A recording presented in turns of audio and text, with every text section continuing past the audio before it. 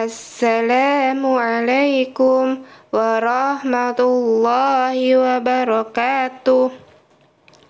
Bismillahirrahmanirrahim.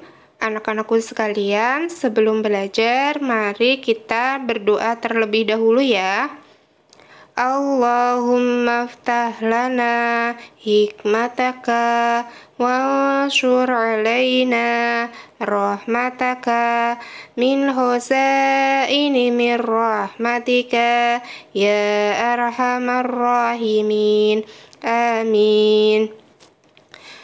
Anak-anakku sekalian, hari ini kita akan belajar tentang kalistung, tanggapan dan saran.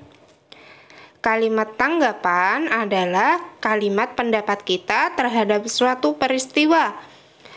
Ada dua jenis kalimat tanggapan, yaitu kalimat tanggapan positif dan tanggapan negatif. Yang kedua yaitu saran. Kalimat saran yaitu kalimat yang memberikan saran yang di dalamnya terdapat suatu nasihat atau anjuran. Kalimat saran sebaiknya diawali dengan sebaiknya atau seharusnya di awal kalimat.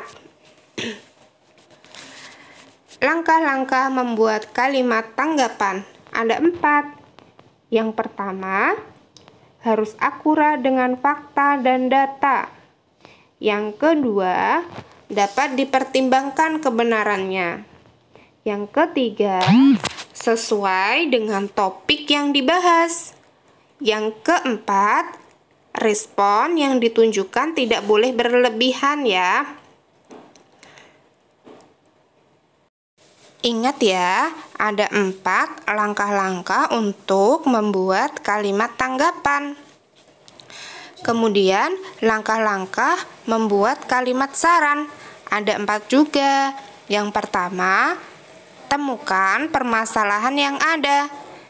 Yang kedua, gunakan bahasa Indonesia yang baik dan benar. Yang ketiga, buatlah kalimat saran dengan baik. Hindari kalimat yang menuduh atau menyindir. Yang keempat, sampaikan dengan cara yang baik, tidak berteriak-teriak atau marah. Nah, anak-anakku sekalian, itulah langkah-langkah cara membuat kalimat saran. Sekarang kita belajar contohnya ya. Contoh kalimat tanggapan. Yang pertama, saya setuju bahwa kita akan mendapat banyak ilmu dengan membaca buku. Yang kedua, saya setuju dengan ide bebas sampah plastik dan Jumat bersih dari ketua kelas kita. Yang ketiga, saya tidak setuju dengan teori yang mengatakan bahwa manusia berasal dari kera. Sekarang kita lanjut ke contoh kalimat saran. Yang pertama, sebaiknya koleksi bukumu dirawat agar tidak mudah rusak. Perhatikan ya, di awal kalimat ada kata sebaiknya. Bu Puji sudah memberikan lingkaran merah di awal kalimat. Sebaiknya, untuk kalimat saran, awalannya harus menggunakan sebaiknya dan seharusnya. Contoh yang kedua, seharusnya setelah bangun tidur, kamu membersihkan tempat tidurmu. Nah, anak-anakku sekalian, setelah kita mempelajari materi hari ini mengenai tanggapan dan saran, marilah kita bersama-sama mentadabburi Al-Quran, surat Al-Luqman ayat 19. Allah Subhanahu wa Ta'ala berfirman, dan sederhanalah kamu dalam berjalan dan lunakkanlah suaramu. Sesungguhnya seburuk-buruknya suara ialah suara keledai.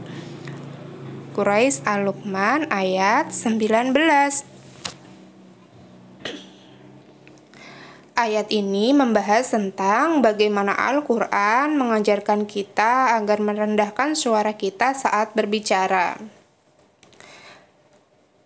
Dalam tafsir Al-Wajiz dijelaskan bahwa Jika engkau berkata, ringankanlah suaramu. Janganlah engkau tinggikan sebagai adab kepada Allah, kemudian kepada manusia.